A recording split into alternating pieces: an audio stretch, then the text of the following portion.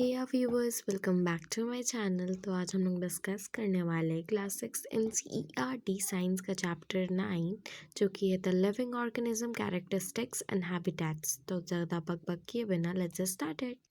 तो जो हमारे आसपास में अपन लोग बहुत ज़्यादा plants, animals, trees, birds, microbes और भी लिविंग थिंग्स या नॉन लिविंग थिंग्स हो गए, इन सारी चीज़ों को हम लोग देखते हैं। और साइंटिस्ट अभी तक बहुत अच्छे वे में सारी चीज़ों को अलग अलग कैटेगरीज में डिवाइड कर लिए, जैसे लिविंग थिंग्स क्या होता है, नॉन लिविंग थिंग्स क्या होता है। तो सबसे पहले थोड़ा सा ऑर्गेनिज्म देख लेते हैं, ऑर्गेनिज्म होता क्या है। तो जो ऑर्गेनिज्म होता है वो सिंपली हम लोग डिफाइन कर सकते हैं लिविंग थिंग्स जो हो गए एक ऐसे रेंज में जहाँ पे माइक्रोस्कोप बैक्टीरिया से लेके लार्ज एलिफेंट के बीच में जितनी सारी चीज़ें हैं वो सारी चीज़ें हमारी ऑर्गेनिज्म में आएंगी। फिर हम लोग को डिफरेंट डिफरेंट ऑर्गेनिजम्स देखने को मिलता है डिफरेंट डिफरेंट प्लेसेस के हिसाब से, जैसे कि हमारा प्लांट और ट्रीज़ जो हमारे को डिज़र्ट में मिलता है वो हमारे एनिमल जो है, और जो प्लांट है वो हम लोग को मिलता है डेजर्ट में देखने को कैमल, और हमारा कैक्टस प्लांट। वहीं बीचेस में आपको कोकोनट मिल जाता है और वहीं क्रैब मिल जाता है, केकड़े मोस्टली बीच एरियाज में रहते हैं। ठीक है, फिर हम लोग देखते हैं थोड़ा सा कैरेक्टरिस्टिक्स ऑफ लिविंग ऑर्गेनिज्म, उनका क्या क्या है कैरेक्टरिस्टिक्स। तो जैसे कि हम लोग प्लांट को लिविंग ऑर्गेनिज्म कंसिडर करते हैं, बट स्टिल वो लोग एक जगह से दूसरे जगह मूव नहीं करते एज डॉग और पेंगुइन कर रहे होते हैं।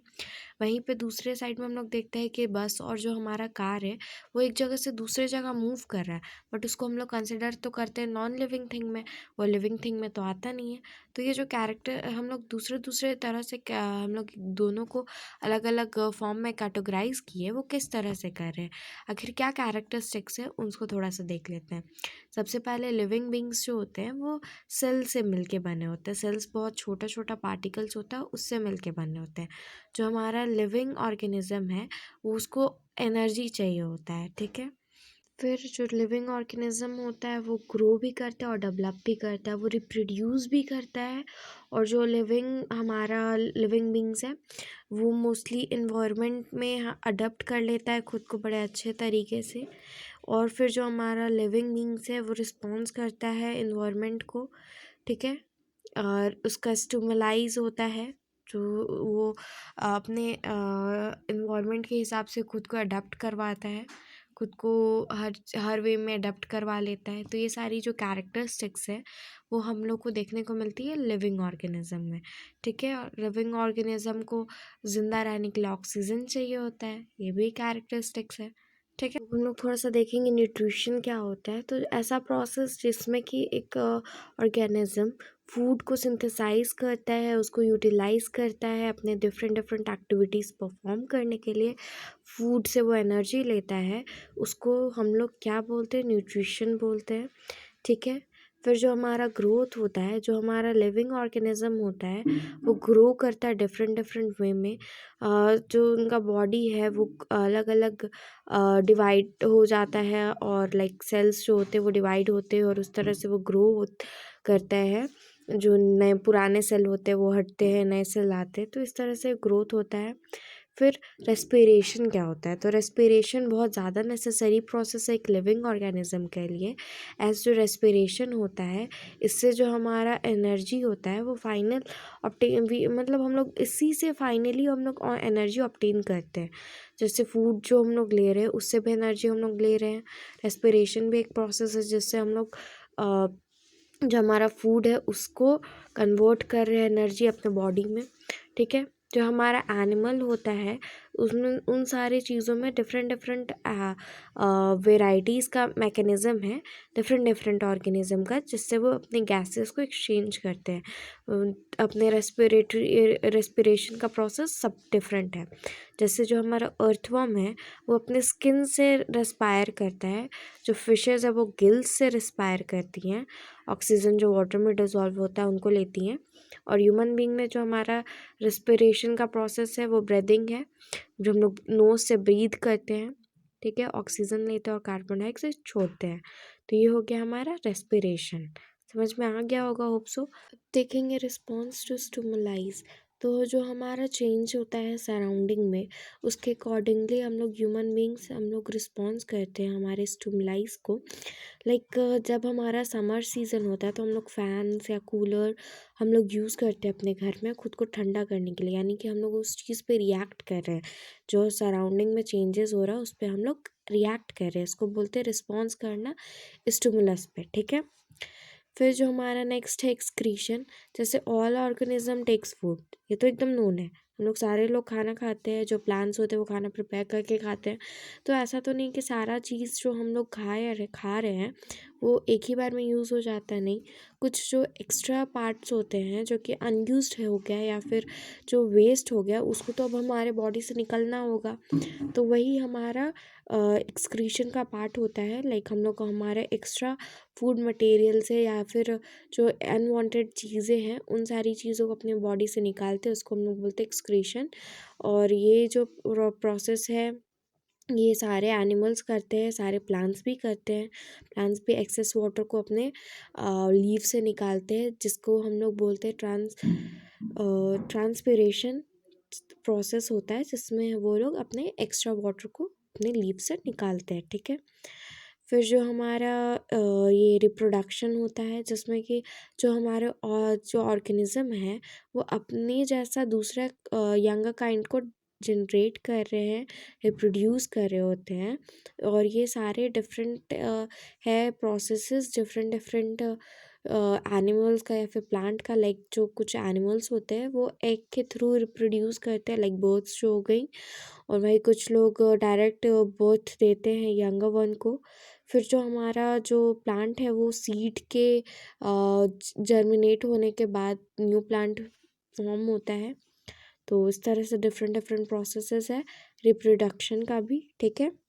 नेक्स्ट है जो हमारा मूवमेंट। जो एनिमल्स होते हैं वो तो एक जगह से दूसरे जगह पे मूव कर लेते हैं, उनके डिफरेंट डिफरेंट बॉडी पार्ट्स भी हमारा मूव कर रहा है। लाइक बॉडी पार्ट्स मूव नहीं कर रहा है, न्यूट्रिशंस हो गए वो हमारे, जो हम लोग फूड ले रहे हैं वो नीचे जा रहे हैं, वहाँ से फिर वो ब्लड के साथ मिक्स हो रहा है, तो वो blood different different body parts में जा रहा है। तो न्यूट्रिशन एक डिफरेंट डिफरेंट बॉडी पार्ट्स में जा रहा है एक जगह से दूसरे जगह।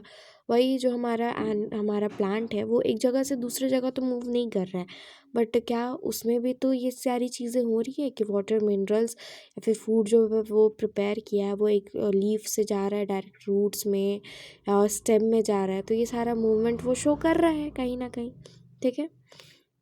तो ये different kind of movement plants भी शो करते हैं। जो आप लीव नीचे एक डायग्राम देख रहे हो ना, यहाँ पे किस तरह से रिप्रोडक्शन हो रहा है प्लांट में वो चीज़ आपको बताया गया है। एक ट्री है, फिर वो ट्री एक फ्लावर प्रोड्यूस कर रहा है, फ्लावर से एक फ्रूट हो रहा है, फ्रूट से सीड हो रहा है, सीड से छोटा प्लांट हो रहा है, बेबी प्लांट, फिर वो बेबी प्लांट धीरे धीरे धीरे धीरे बड़ा हो रहा है, फिर वो वही सेम प्रोसेस रिपीट हो रहा है, ठीक है। एनिमल किस तरह अडप्शन शो करते हैं, तो अडप्शन क्या होता है? अडप्शन लाइक किसी एक पर्टिकुलर चीज़ को अडप्ट कर लेना, सराउंडिंग के साथ उस चीज़ में ढल जाना, खुद को ढाल लेना, ठीक है। जो फिशेज़ होती है, एग्जांपल में आप देख लो, जो फिशेज़ होती हैं उनका जो स्केल्स होता है, जो उनका आउटर बॉडी लेयर होता है वो बहुत स्लिपरी होता है एज वो वाटर में रहती हैं, इसीलिए, ठीक है। समझ में आ गया होगा। तो वो जो स्केल्स होता है वो उनको एक तो मूवमेंट में हेल्प करता है वाटर के अंदर में बहुत प्रॉपर तरीके से, और डिफरेंट डिफरेंट एनिमल्स उनको बचाने में भी हेल्प करता है, वो फटाक से एक जगह से दूसरी जगह मूव कर लेती हैं। तो ये अडप्शन है, वो सारे ऑर्गेनिज्म अपने अपने तरह से शो करते हैं, ठीक है। अब सराउंडिंग क्या होता है, तो डिफरेंट सराउंडिंग और डिफरेंट एरियाज ऑर्गेनिज्म जहाँ पे रहते हैं, जैसे कि हमारा जो कैमल होता है वो मोस्टली डेजर्ट एरियाज़ में आराम से रह लेते हैं। वहीं जो गोट और याक है वो माउंटेन्स में हम लोग को ज़्यादा देखने को मिलते हैं। फिर हैबिटेट्स क्या होता है, तो हैबिटेट्स को हम लोग सिंपल भाषा में बोले तो एक घर, जो लोगों का घर होता है उसको हैबिटेट बोलेंगे, जहाँ पे उनको फूड, शेल्टर, एयर, वाटर सारा चीज़ उनको प्रोवाइड किया जा रहा है एक ऑर्गेनिज्म को, ठीक है। तो इसको एक और अच्छे से थोड़ा सा देख लेते हैं। The surrounding where living organism survives is known as habitat, ठीक है। फिर जो हमारा डिफरेंट डिफरेंट एनिमल्स है और प्लांट्स है वो एक पर्टिकुलर हैबिटेट को शेयर ज़रूर करते हैं। जैसे माउंटेन एरियाज़ में सिर्फ आपको गोट और याक ही नहीं दिखेंगे, वहाँ लोग भी दिखेंगे, इंसान भी दिखेंगे, कुछ पेड़ पौधे भी दिखते हैं। जैसे डेजर्ट का आप एग्जांपल ले लो, कैमल है, वहीं पे आपको क्या ज़्यादातर कैक्टस भी देखने को मिलता है। तो दोनों ऑर्गेनिज्म क्या कर रहे हैं, एक ही जगह का हैबिटेट, एक ही जगह को वो लोग दोनों शेयर कर रहे हैं। ठीक है, दोनों का घर है उस जगह पे। Got it. चलते नेक्स्ट स्लाइड में।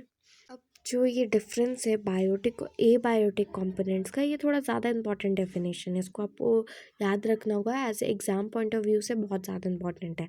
तो जो हमारा बायोटिक कंपोनेंट होता है वो होता है लिविंग कंपोनेंट, यानी कि जो हमारे प्लांट्स और एनिमल्स हो गए। और जो हमारा एबायोटिक कंपोनेंट होता है वो होता है नॉन लिविंग कंपोनेंट, जिसमें आपका रॉक्स हो गया, सॉइल हो गया, वाटर हो गया। ठीक है, टेरेस्ट्रियल हैबिट्स क्या होता है, हैबिटेट्स क्या होता है, तो प्लांट और एनिमल जो कि लैंड में रहते हैं उनको टेरेस्ट्रियल बोल दिए। जैसे जो हमारा टेरेस्ट्रियल में हमारा फॉरेस्ट हो गया, डेजर्ट हो गया, माउंटेन हो गया, ये सारी रीजन लैंड वाली रीजन। एक्वेटिक हैबिटेट्स में ऐसा हैबिटेट जहाँ पे प्लांट और एनिमल पानी में रहते हैं, जैसे तो एक्वेटिक हैबिटेट हो गया, तो उसका एग्जांपल आपका पॉन्ड हो गया, लेक हो गया, रिवर्स हो गया, ओशन हो गया। ठीक है, जैसे उसमें हमारी फिशेस रहती हैं, तो वो एक्वेटिक हैबिटेट है। एक्वेटिक वो लोग का घर पानी है, बोल सकते हैं। ठीक है, तो इसी के साथ ये चैप्टर होता है यहीं पे ख़त्म। चैप्टर रीड करो, कुछ डाउट्स आएंगे मुझसे कमेंट बॉक्स में ज़रूर पूछना, अपने फ्रेंड्स के साथ शेयर करना इस वीडियो को, और सब्सक्राइब किए बिना बिल्कुल मत जाना, इससे मुझे मोटिवेशन मिलता है। तो मिलते हैं नेक्स्ट वीडियो में नेक्स्ट चैप्टर के साथ, तब तक के लिए बाय बाय।